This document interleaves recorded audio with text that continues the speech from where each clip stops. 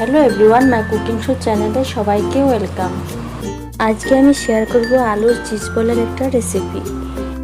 যদি রেসিপি ভালো লাগে একটা লাইক আর শেয়ার করে দিবেন। আর যারা চ্যানেলটি সাবস্ক্রাইব করেননি প্লিজ সাবস্ক্রাইব করে দিবেন। তবে চলুন দেখে নেওয়া যাক আমাদের পটেটো চিজ বল বানানোর জন্য কি কি ইনগ্রেডিয়েন্টস লাগছে। আমি একটা বাউলে সেদ্ধ করা আলু নিয়েছি, এখন আমি খোসা ছাড়িয়ে নিব। দেখুন আলুর খোসা ছাড়িয়ে নিয়েছি, এখন আমি একটা মেশার দিয়ে আলুগুলো ম্যাশ করে নেব। ভালো করে ম্যাশ করে নিতে হবে যাতে দানা দানা না থাকে। দেখুন আমার আলুগুলো ভালো করে ম্যাশ করা হয়ে গেছে। এখন দিয়ে দিচ্ছি ঝিরি করে কেটে রাখা একটা বড় সাইজের পেঁয়াজ, 4-5টা কুচানো কাঁচা লঙ্কা, দিয়ে দিচ্ছি একটু পরিমাণ চিলি ফ্লেক্স, আধা চামচ ভাজা ধনে জিরের গুঁড়ো, টেস্ট অনুযায়ী নুন, আধা চামচ পরিমাণ চাট মশলা, দিয়ে দিচ্ছি কুচানো ধনেপাতা, আর দিয়ে দিচ্ছি আধা চামচের থেকে একটু কম গোলমরিচের গুঁড়ো। এখন একবার লাস্টে আমি দিয়ে দিচ্ছি গ্রেট করে রাখা চিজ। এখন আমি সব ভালো করে মাখিয়ে নেব।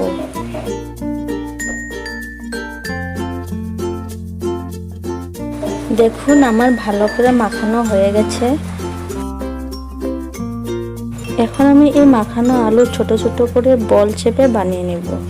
দু হাতে তালা দিয়ে আমি এইভাবে গোল করে নিব। তারপর আলুর মাঝে আমি হালকা করে আঙুল দিয়ে দাবিয়ে একটু জায়গা করে নিব। পটেটো চিজ বল বানানোর জন্য আমি চিজ বাটিতে এইভাবে টিউব করে কেটে নিয়েছি। এখন আমি এক টুকরো করে চিজ আলুর মাঝে দিয়ে মুখটা বন্ধ করে দিব।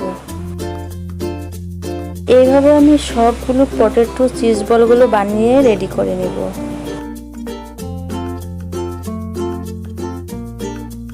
দেখুন আমার সবকটা বল রেডি করা হয়ে গেছে।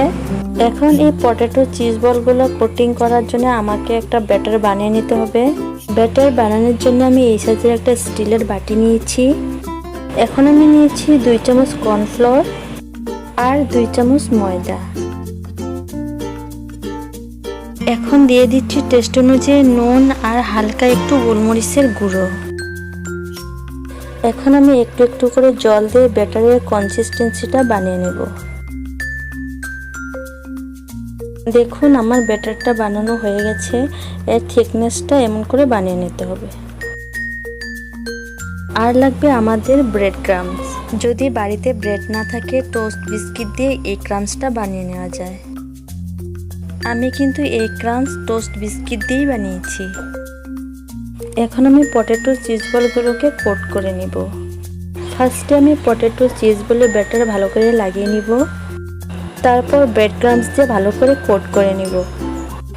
এভাবে একটু হাত দিয়ে চেপে চেপে নিতে হবে যাতে ক্রাম্বস ভালো করে লেগে থাকে। দেখুন এক এক করে আমি সবগুলো কোটিং করে নিয়েছি।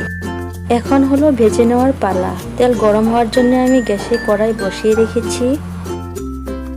তেল গরম হয়ে গেছে। এখন আমি পটেটো চিজ বলগুলো তেলে এক এক করে দিয়ে দিব আর আমি গোল্ডেন ব্রাউন করে ভেজে নিব। যদি রেসিপি ভালো লাগে আপনারাও বানাবেন, আশা করি খারাপ লাগবে না। এইভাবে মাঝে সময় বাড়িতে বানানো ইভিনিংয়ের স্ন্যাক্স কিন্তু খারাপ লাগে না। দেখুন এক সাইডটা গোল্ডেন ব্রাউন কালার এসে গেছে। এখন আমি আর এক সাইডটা গোল্ডেন ব্রাউন করে ভেজে নেব। দেখুন চিজ বলগুলো আমার ভাজা প্রায় হয়ে গেছে। এখন আমি নামানোর পরে আপনাদেরকে একবারে দেখাবো। আমি সবগুলো নামিয়ে নিয়েছি। দেখুন কত সুন্দর হয়েছে দেখতে। আর আমার ভিডিও যারা শুধু দেখেন সাবস্ক্রাইব করেননি বা নতুন কেউ অ্যাড হয়েছেন প্লিজ চ্যানেলটিকে সাবস্ক্রাইব করে দিবেন। আর পাশে থাকা বেল বাটনটি প্রেস করে অল অপশনে ক্লিক করে দিবেন।